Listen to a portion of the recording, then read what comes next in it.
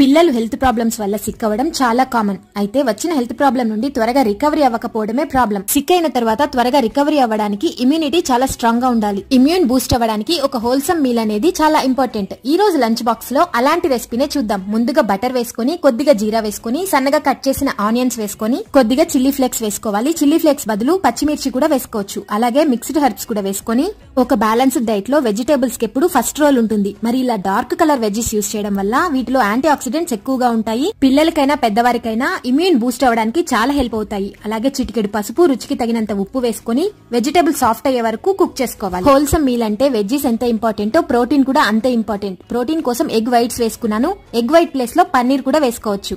అలాగే గుప్పెడు కొత్తిమీర కూడా తరిగి వేసుకున్న తర్వాత ముందుగా కుక్ చేసి పెట్టుకున్న రైస్ పై నుండి వేసుకుని కాసేపు దమ్కి వదిలేసిన తర్వాత హాఫ్ లెమన్ ని స్క్వీజ్ చేసుకుని బాగా మిక్స్ చేసుకున్నామంటే ఎంతో టేస్టీ అండ్ హెల్దీ అయినా ఒక లంచ్ బాక్స్ రెసిపీ రెడీ అయిపోయింది. మళ్ళీ మరొక హెల్దీ లంచ్